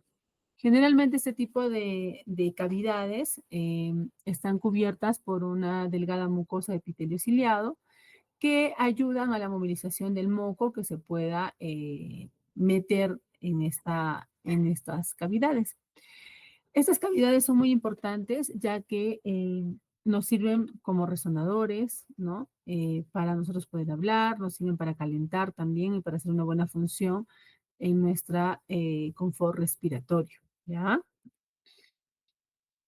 Como les decía, las cavidades paranasales o los senos paranasales nos sirven como humidificación, calentamiento y filtración del aire cuando nosotros inspiramos, ¿no? Tan igual como los cornetes paranasales, porque estos son el paso del aire hacia las cavidades, ¿ya? También estas cavidades aéreas, ¿no? Nos permiten disminuir el peso de nuestro cráneo, porque ustedes saben que la cabeza es muy pesada Y si esta lleva el contenido, es por eso que generalmente cuando está contenido lleno de secreciones, los pacientes tienen la necesidad de pesadez en la cabeza, como mareos, bajan la cabeza y les pesa, ¿no? Pero si esta está netamente contenida de aire, es mucho, muy confortable la llevadera de nuestra cabecita, ¿no? Estas cavidades también son cavidades resonadoras, ¿no? Nos sirven para hablar y para cantar. Es por eso que también existe una habla nasal cuando estas cavidades están llenas, ¿no? Siempre hablan así como si estuvieran con la nariz tapada, por ejemplo, ¿no? Y estas fosas nasales o estos senos paranasales, bueno, tienen un drenaje, como ya les voy a explicar, a nuestra fosa nasal, ¿ya? Por eso que es importante saber los espacios y los meatos que tenemos en nuestra fosa nasal. Entonces, así como tenemos estos espacios, ¿ya? Tenemos los meatos, que son el meato inferior, el meato medio, el meato superior, que están comprometidos entre las estructuras que tenemos en nuestra fosa nasal. ¿Por qué son importantes estos espacios o estos meatos? Porque es ahí donde va a haber una confluencia del drenaje de nuestros senos paranasales y de algunas estructuras de la cavidad oftálmica, por ejemplo, ¿no? Entonces, si vemos en nuestra gráfica, tenemos en el componente del piso de nuestra fosa nasal, donde tenemos el meato inferior, que este meato inferior está comprometido entre el piso de nuestra nariz y el cornete inferior. ¿Quién drena en este meato inferior? El conducto nasolacrimal. ¿Ya? Eso no se olvide. Luego, un poco más arriba, tenemos el meato medio. El meato medio está comprometido entre el cornete inferior y el cornete superior. ¿Y quiénes drenan aquí? Aquí drena nuestro seno maxilar, el seno frontal y las eldías semoidales anteriores, ¿ya? En esta parte están las eldías semoidales anteriores. El seno etmoidal tiene dos partes, tiene las eldías semoidales anteriores y las eldías semoidales posteriores. Las posteriores están muy cerca al esfenoides y las eldías semoidales anteriores están muy cerca a la fosa nasal y al seno frontal, ¿ya? Entonces, es por eso que el drenaje de este meato es bien rico, ¿no? De las celdas. Tienen las eldías semoidales, el seno maxilar y el seno frontal. Cuando nosotros hacemos la rinoscopía, siempre tenemos que ver este meato, porque si vemos el meato que está lleno de secreción, muy probable sea una sinusitis, ¿no? Pues puede ser frontal, etmoidal, ¿no? O maxilar. Entonces hay que tener mucho cuidado y dar ya tratamiento antibiótico, por ejemplo. Y el meato superior, que está comprometido entre el cornete medio y el cornete superior, en este lugar van a drenar las eldías etmoidales posteriores. En alguna literatura nos dice que solamente en el meato superior drenan las eldías etmoidales posteriores. En otras literaturas nos dicen que en el meato superior drenan las eldías etmoidales posteriores más parte del esfenoides. Pero para fines de nuestro examen y fines didácticos, lo vamos a poner solamente las eldías etmoidales posteriores, para que nunca se olvide. Y en la parte más superior, sobre el cornete superior y el bulbo olfatorio, ¿no? Tenemos el ático, es el otro espacio, ¿no? Que aquí nos drena el seno esfenoidal, ¿ya? Entonces no se olviden, tenemos cuatro espacios, el meato inferior, el medio, el superior y el ático, donde va a drenar netamente el seno esfenoidal, ¿ya? Listo, pregunta examen por si acaso. Entonces tenemos que saber que la sinusitis aguda tiene una prevalencia del 14% de la población adulta usualmente. También existen niños que pueden afectarse con sinusitis, pero generalmente en los niños es causada por cuerpos extraños, ¿ya? Eso no se olviden también. El 5% de la población desarrolla una sinusitis crónica siempre y cuando esta no se autolimite o no da un tratamiento sintomático adecuado, ¿ya? Más o menos entre de este 5%, del 3 al 5% también, existen complicaciones de infecciones en las vías aéreas superiores, como abscesos, ¿no? Como rinolitos, por ejemplo. Y es la quinta causa de prescripción de antibióticos en nuestro medio, ¿no? Que generalmente a veces cuando nosotros vemos a un paciente con moco, ¡pum!, le dan antibiótico, ¿no? Pero hay que ver primero si es una sinusitis aguda o de repente es una rinitis alérgica nada más. Entonces, dar antibiótico de frente también como que es un poco no adecuado, ¿ya? Ahorita tu papá te ha llamado. Un momentito, hijitos, un momentito, hijitos. Sí. Nancita, estoy en clase, por favor. Ya, ya.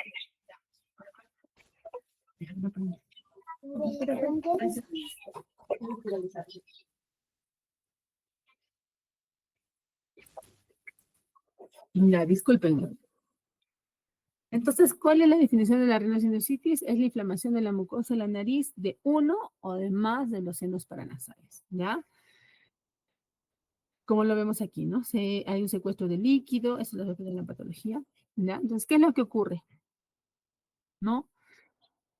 Como ustedes saben y ya les expliqué, los senos paranasales drenan a nuestra fosa nasal mediante unos orificios o los ostium paranasales.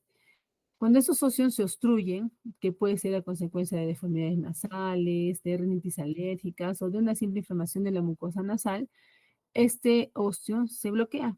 Y al bloquear, ¿no? Existe un secuestro de líquido o de secreciones dentro de nuestro seno y esto altera su función del recambio gaseoso, o sea, como está obstruido, es como si fuera una sequía estancada, ¿no? O sea, no hay movilidad, no hay movimiento, entonces empieza a haber un poco de proliferación, un poco de hipoxia de esta mucosa y empieza a proliferar algún tipo de eh, secreciones, ¿no? Y empieza a haber también una sobreproliferación de gérmenes del medio que hay en nuestra cavidad nasal.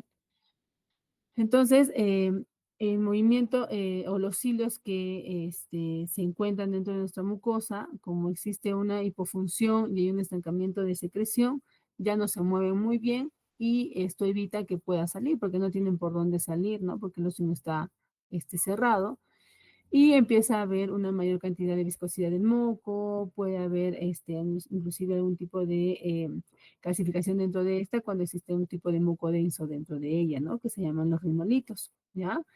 Y aquí puede haber una sobreinfección o como les digo, a veces el germen del medio se puede empezar a proliferar, ¿no? Porque ustedes saben que los microorganismos que tenemos ahí encuentran un lugar de cultivo muy, muy rico y empiezan a proliferarse, ¿no? Entonces ahí donde empieza a haber una rinosinusitis, ¿ya?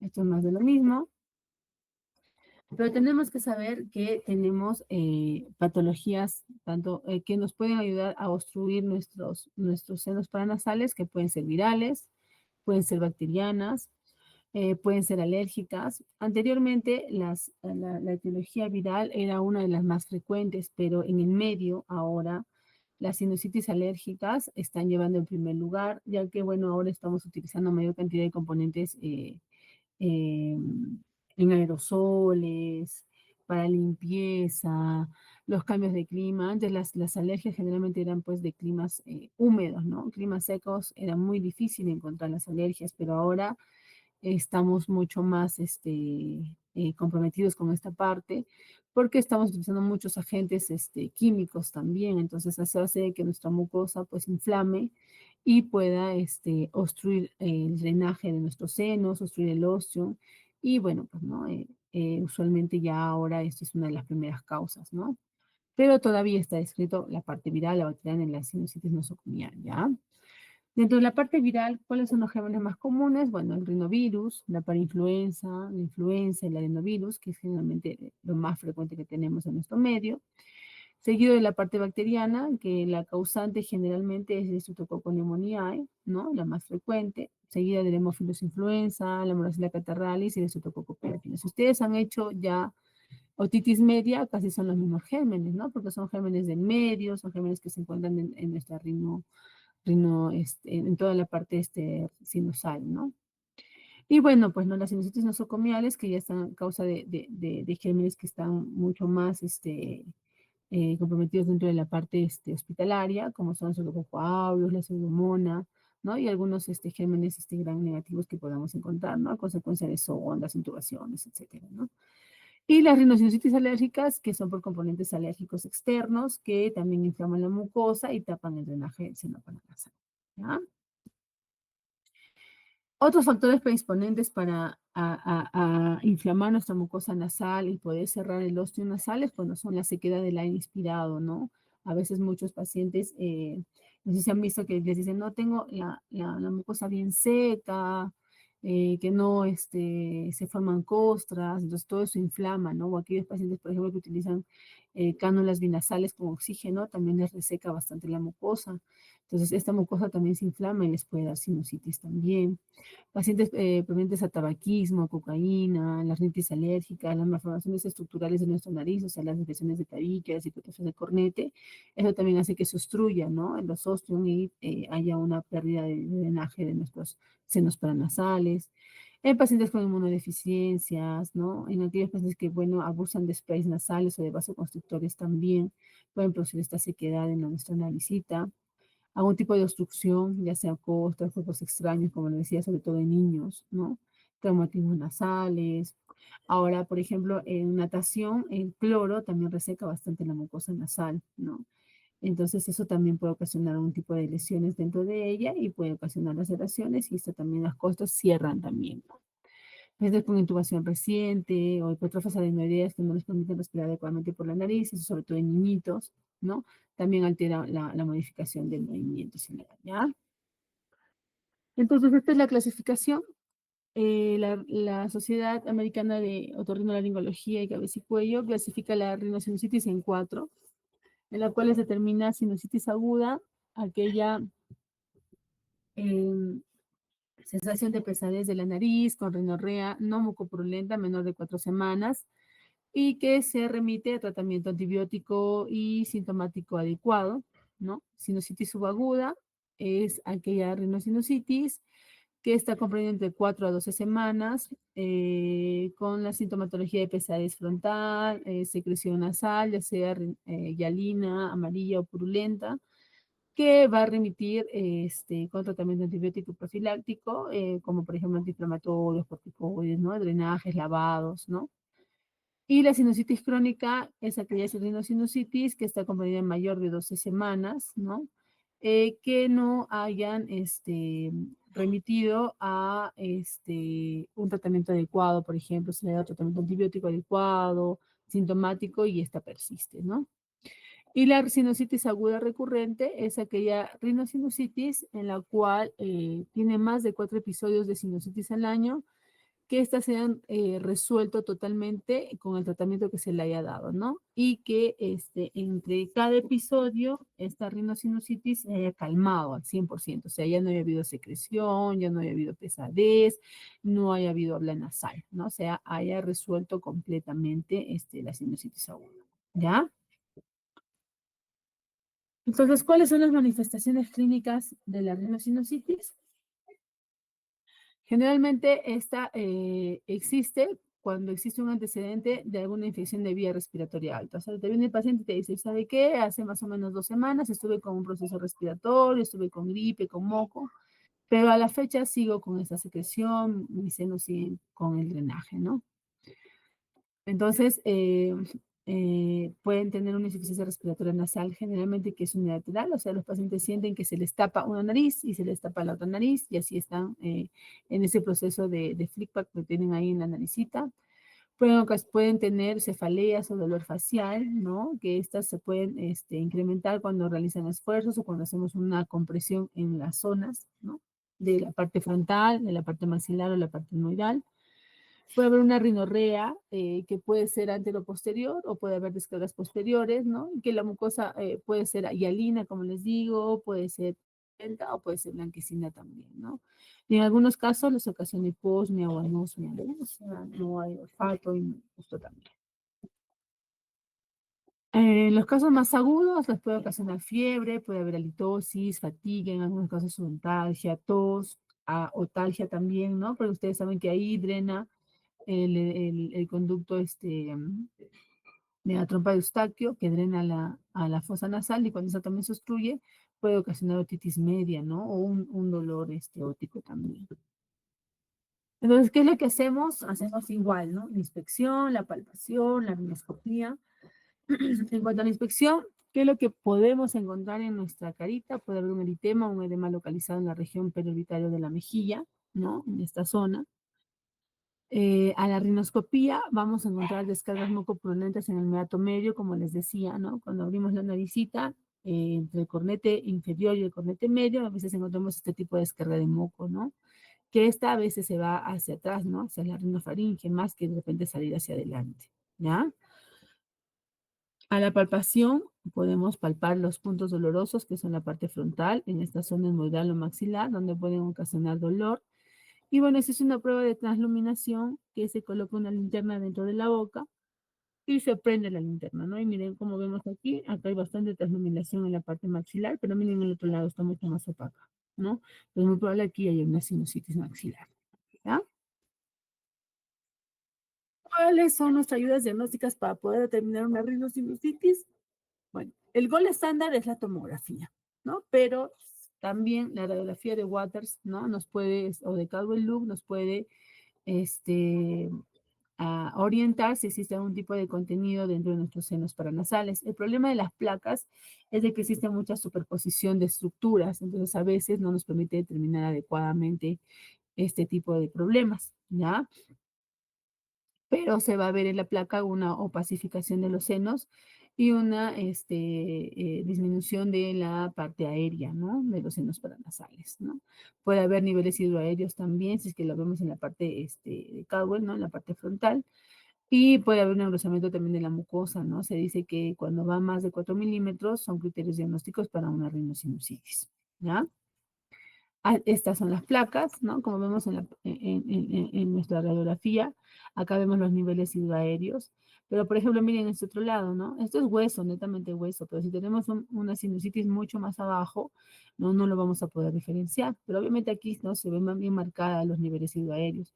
El seno frontal está libre, las partes hemorroidales también, pero el maxilar sí está con contenido, ¿no? Igual, si lo vemos en la cábula, igual, acá vemos, ¿no? Una radiopacidad de nuestros senos, porque debería ser así, de en aéreo. Entonces acá estamos frente a una sinusitis esmoidal, ¿no? Y acá, en este tipo de incidencias que vemos los senos frontales y sobre todo los esmoidales. En esta incidencia sí no se ve, ¿ya? Pero el gol estándar es la tomografía, ¿no? De senos paranasales, en la cual en este estudio podemos determinar también igual niveles y podemos mediante cortes poder observar todos los senos paranasales, tanto los maxilares, los etmoidales como los frontales, y en otro tipo de corte podemos ver los senos esfenoidales, ¿no? Entonces eso es lo que les explicaba, que el seno etmoidal, que es esto de acá, está comprendido en dos áreas, ¿no? Las eldías etmoidales anteriores y las eldías etmoidales posteriores, que están muy pegadas al seno esfenoidal, ¿ya? En este caso estamos viendo una rinosinusitis, ¿no? En mi lateral, o sea que solamente está comprometida un lado de nuestros senos paranasales, ¿no? Tanto aquí etmoidal como esfenoidal, ¿ya? El otro tipo de ayuda diagnóstica es la endoscopía rígida o flexible, o sea, la nasoendoscopía nasal o la endoscopía rígida, en la cual nos va a ayudar para poder así entrar dentro de nuestra cavidad nasal y poder determinar los centros de drenaje de nuestros senos paranasales si están contenidos o no, ¿no? Como lo vemos aquí. En este tipo de prueba también nos puede ayudar, sobre todo en rinosinusitis crónicas o las recurrentes, poder tomar algún tipo de cultivo de la secreción, ¿no? Para así poderlo llevar y determinar qué tipo de germen estamos, ¿no? Y hacer el cultivo del aspirado que tenemos, ¿no? Lo mandamos a cultivar y eso nos va a ayudar específicamente a determinar si existe o no algún germen que no lo estemos tratando adecuadamente, ¿no? El tratamiento de una rinosinusitis aguda generalmente se recomienda que solamente se pueda manejar mediante tratamiento sintomático, ¿no?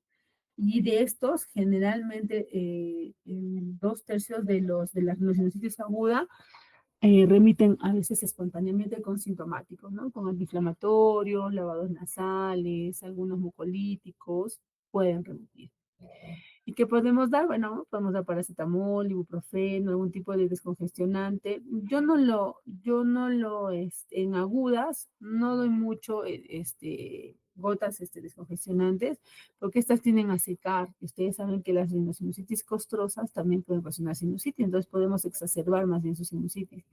Pero sí les doy, lavados nasales con cloruro, ¿no? O sea, con agua salinizada. ¿Ya? Eso también les ayuda a hacer un poco de vasoconstricción, no les seca del todo y también les ayuda a drenar, ¿ya? Antihistamínicos sí podemos utilizar, pues, cetiricinas, levocetiricinas o simplemente las clorfenaminas, ¿no? Dependiendo del componente alérgico que uno tenga, ¿no? Puede haber lavados nasales, como les digo, con solución salina o suelo fisiológico. Y algunos esteroides tópicos siempre y cuando sean una sinusitis crónica, ¿no? Podemos ser sprays nasales como la mometasona o la fluticasona, ¿no? ¿Qué tratamiento antibiótico se recomienda? Bueno, se recomienda empezarlo cuando los síntomas persisten más de los 7 días. O sea, tú ya le das un tratamiento sintomático, pero persiste la sensación de pesadez, la secreción. Entonces, ya aquí iniciamos un tratamiento antibiótico profiláctico. Bueno, no, tratamiento antibiótico ya. Generalmente utilizamos la de primera línea, ¿no? Que es la de primera elección, las amoxicilinas o las penicilinas, ¿no? Que estas se dan 500 miligramos cada 8 horas en adultos y en niños es 50 miligramos por peso divididos en 2 a 3 dosis por 7 días, ¿no? Podemos también asociar la amoxicilina con ácidos clavulánicos, ¿no? Que pueden ser de dosis de 875 o de 500 miligramos. Las de 875 se dan cada 12 horas y las de 500 cada 8 horas. El tiempo es de 7 a 10 días aproximadamente. También se pueden hacer cefalosporinas de segunda generación, como cefuroxima, ¿no? O de tercera, ceftriaxona. Si es que, por ejemplo, nuestro paciente es alérgico a las penicilinas, podemos iniciar con claritromicina o levofloxacino, ¿no? O simplemente con las cefalosporinas también, ¿ya? Igual las dosis de claritro y de levo en niños es hasta 50 miligramos por kilogramo día dividido en sus dosis adecuadas por día, ¿ya? El siguiente tratamiento, pues esto ya es para la sinusitis crónica, es el tratamiento quirúrgico, ¿no? En la cual se realiza mediante una endoscopía nasal, ¿no? Como lo estamos viendo en la imagen. Y el objeto de este tipo de cirugía es restaurar los orificios de drenaje, o sea, es ampliar los ostium que han sido cerrados a consecuencia de la inflamación crónica y que estos nunca se lograron abrir. Entonces, el objetivo de ello es abrirlos, o sea, hacer el ostium un poco más grande para que el drenaje sea mucho más eh, viable, ¿ya? Y esto lo hacemos en sinusitis crónica. ¿Cuáles son las complicaciones de la rhinosinusitis? Bueno, lo más frecuente son las sinusitis preceptales, ¿ya? Que tengamos un aumento de volumen de en nuestras fosas nasales, ¿no? Las sinusitis orbitarias de segunda rama, cuando tenemos sinusitis etmoidales, que son las más frecuentes, accesos subperiósticos orbitarios, accesos cerebrales también nos pueden ocasionar una rhinosinusitis, trombosis de seno cavernoso y de seno lateral también, más masutitis o infiemas subdurales o meningitis en algunos casos ya más complicados, ¿no? Listo, chicos. ¿Alguna pregunta con respecto al tema?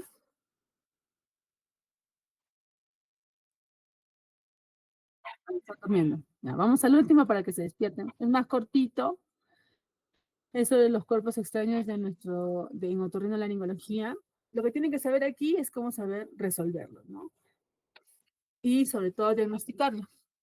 ¿Qué son los cuerpos extraños en otorrinolaringología? Bueno, es todo cuerpo extraño o estructura exógena o endógena que podamos encontrar dentro de nuestra luz, de nuestras cavidades, ¿no? Ya puede ser oído, puede ser nariz o puede ser faringe, ¿ya?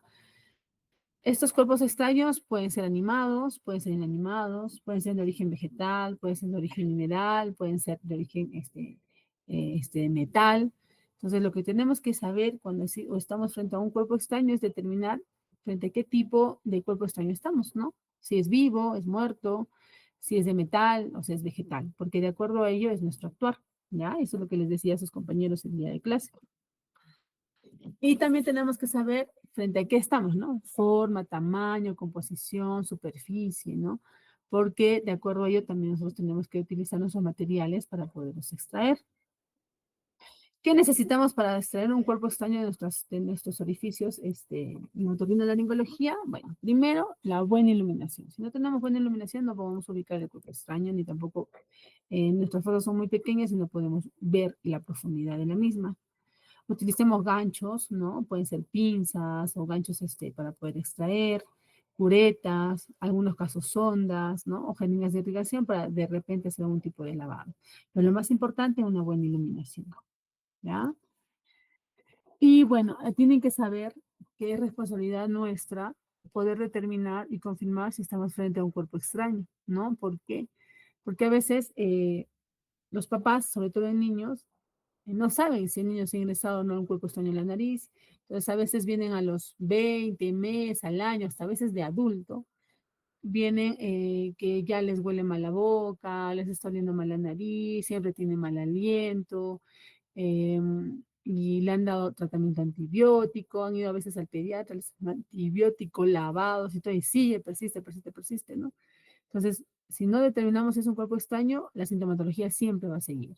Entonces, siempre hay que determinar, el cuerpo extraño nunca debe estar lejos de nuestro tratamiento, ¿ya? Primero hay que verificar, ver si es un cuerpo extraño o no, y si no, ya podemos ir dando tratamiento de repente para sinusitis, para lo que fuera, ¿ya? Hay que estar seguros de que si es que estamos frente a un cuerpo extraño y lo sacamos, si estamos frente a dos o tres cuerpos extraños, porque a veces no solamente los niños se meten una piedrita o dos semillitas, se meten hasta varias, está llena toda la fosa. Entonces siempre hay que estar seguros si hay más o no cuerpos extraños ahí, ¿ya? Y si, por ejemplo, la extracción del cuerpo extraño está muy difícil, bueno, hay que derivar al especialista adecuado, ¿ya? Entonces, tenemos los cuerpos extraños en el oído, que generalmente ese tipo de problema se da en niños, en aquellos niños que van a la guardería o al kinder, que utilizan materiales muy chicos para poder hacer sus trabajitos, por ejemplo, ¿no? Entonces, podemos encontrar dentro de los cuerpos extraños en el oído semillas, pedazos de joyas, insectos, metales, papel, algodón, hisopo, etcétera. Los niños se pueden meter al oído cualquier cosa y los adultos también. Entonces, ¿qué es lo que hacemos? Mediante la otoscopía, tenemos que revisar el conducto auditivo externo, ¿no? Y esto generalmente les ocasiona pues disminución de la audición porque les tapa la entrada de la audición, dolor, a veces acúfenos, ¿no? Los tinnitus, en algunos casos ya cuando tienen mucho tiempo estos cuerpos extraños dentro de nuestras cavidades, pueden ocasionar otorreas, ¿no? O hongos en algunos casos. Entonces, ¿qué es lo que tenemos que hacer? Hacer una otoscopía, ¿no? Para poder determinar frente a qué estamos. Y podemos hacer estos siguientes procedimientos, ¿no? Si ya nos damos cuenta que es un cuerpo extraño, supónganse, a veces el aretito, podemos hacer un lavado de oído, ¿no? Si estamos frente, por ejemplo, a un insecto, lo que tenemos que hacer es primero matar el insecto, ahogarlo, asfixiarlo, y después podemos hacer un lavado o recién ahí poderlo extraer mediante pinzas, ¿ya? Eso no se olvide. Cuando hay mosquitas, polillas, siempre hay que matarlo. Nunca hay que luchar con el cuerpo extraño vivo, porque este por inercia tiende a meterse mucho más y tiende obviamente a lacerar la membrana timpánica, que es muy delgada. Entonces, lo primero que tienen que hacer es matarlo. ¿Cómo lo matan? Pueden colocarle agua oxigenada, porque la agua oxigenada obstruye sus poros y los mata. O también silocaína, o también la glicerina, ¿ya? También eso los asfixia y los mata. ¿Ya? Entonces, si estamos frente a un insecto, sí o sí hay que matarlo, ¿ya? Antes de poderlo retirar, ¿ya? Otro lugar más frecuente de cuerpos extraños son las fosas nasales, ¿ya? Aquí es importante determinar también frente a qué tipo de material estamos. Usualmente los niños tienden a meterse a las fosas nasales las pilas, esas chiquititas de reloj tienden a meterse. Y como estas son bien suaves, tienden a veces a enclavarse en los meatos, entonces hay que tener mucho cuidado porque si nosotros estamos frente a una pila, tenemos que sacarla sí o sí, porque la pila con la humedad tiende a producir el óxido y esta a veces puede lacerar la mucosa y en algunos casos perforarla. Entonces hay que tener mucho cuidado, ¿ya? Generalmente este tipo de patologías, como les decía, es en niños, ¿no? De 2 a 5 años, ¿no? Y podemos extraerlo si es que el niño se deja y es un niño que es muy colaborador en consulta externa mediante curetaje, ¿no? Pero si el niño no se deja, es un niño que pues pelea porque es normal a esa edad, tenemos que llevarlo a sala, sedarlo y poder extraer todo el cuerpo extraño, ¿ya? Este tipo de patología, como les digo, es de niños, pero a veces también en pacientes psiquiátricos encontramos algún tipo de este tipo de problemas, ¿ya? ¿Cómo podemos extraerlo? Mediante succión, como les digo, mediante curetaje, pero ¿qué es lo que les ocasiona? Generalmente una obstrucción respiratoria, como les decía a un inicio, una rinorrea maloliente, mal olor, dolor, ¿no? Y el diagnóstico se hace mediante una rinoscopía o en algunos casos para poder determinar el tipo de estructura con alguna radiografía, ¿no? La tomografía no es muy pedida acá, pero sí una radiografía, ¿ya? ¿Qué es lo que debemos de hacer en el tratamiento? Bueno, hacer la extracción del cuerpo extraño mediante una buena iluminación, ¿no? Hay que utilizar el tratamiento o el instrumental adecuado para poder extraerlo y sin dañar la mucosa, porque si nosotros podemos hacer un mal movimiento, podemos dañar la mucosa nasal y esta puede llevarse a mucho sangrado, ¿ya? Y el otro cuerpo extraño que encontramos en la orofaringe, ¿no? Ustedes saben que en la orofaringe podemos darnos hasta monedas, ¿no? Y esto nos puede ocasionar problemas laringotraqueales, disfagias, disneas, disfonías, sensación de cuerpos extraños, tos, cialorrea en niños, sobre todo estridores, cianosis, ¿no? Entonces, si estamos frente a un cuerpo extraño que sí está diagnosticado, le podemos poner una placa y ver dónde está el cuerpo extraño, tenemos que entrar a la sala a poder extraer mediante una nasolaringoscopía. Pero a veces, ¿qué pasa? Algunos pacientes tienden, por ejemplo, a tragarse el hueso de pescado, ¿no? Entonces pasa el hueso, la cera, a veces la mucosa y uno ya se lo deglute. Y el huesito en el estomaguito pues, se va a diluir, pues, ¿no? Pero el proceso, el problema es en el paso donde produce lesiones o heridas. Entonces, en este paso, a veces el paciente siente que hubiera como un cuerpo extraño o el hueso seguiría ahí. Entonces, si ustedes ven con la rinoscopía y con el baja lengua que no hay ninguna cuerpo extraño y ven solamente la laceración, puede quedarle sintomático nada más, ¿no? Pero si no, hay que hacer una nasolaringoscopía para buscarlo y meterlo a sala para poderlo extraer, ¿ya? ¿Qué es lo que tenemos que determinar o dónde se pueden encontrar nuestros cuerpos extraños? Generalmente si son huesos, se enclavan, ya sea en las amígdalas o en los pilares. Eso también tienen que ver cuando hacen una revisión de la rinofaringe, ¿ya? Y bueno, si vemos que el cuerpo extraño está mucho más atrás, ya tenemos que hacer una laringoscopia directa, una nasolaringoscopía, ¿no? Como lo estamos viendo en esta zona, esto es una laringoscopia directa. Y la naso la hacemos mediante una camarita que entramos por la nariz y podemos ver la rinofaringe, ¿ya? ¿Qué es lo que tenemos que hacer? Obviamente, si estamos frente a un tratamiento, hacer la maniobra de Helmich. Si estamos frente a algo que está enclavado en nuestra mucosa, hay que extraerlo, ¿no? Con un instrumento adecuado o podemos llevarlo a sala de operaciones, ¿ya? Listo, hijo. Este tema es muy cortito en realidad porque solamente es el actuar, ¿no? No hay más que diagnosticar ahí, más que saber que el paciente llega con algo extraño, pedir una placa o determinar dónde está, verlo. Y obviamente la solución es la extracción, ¿no? ¿Alguna pregunta que tengan?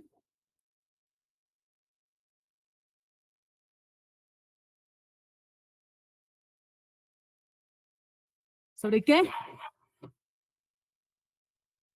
Ya, el absceso amigdaliano no lo voy a dictar yo, eso lo dicta el doctor Sarmiento, más no recuerdo.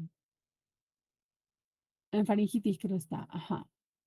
Listo, chicos, estos son los temas. Creo que no me falta ninguno, van a agregar algo más, pero el acceso sí lo dicta el doctor Sarmiento, eso sí lo tengo claro, me lo dijo el otro día. ¿Qué?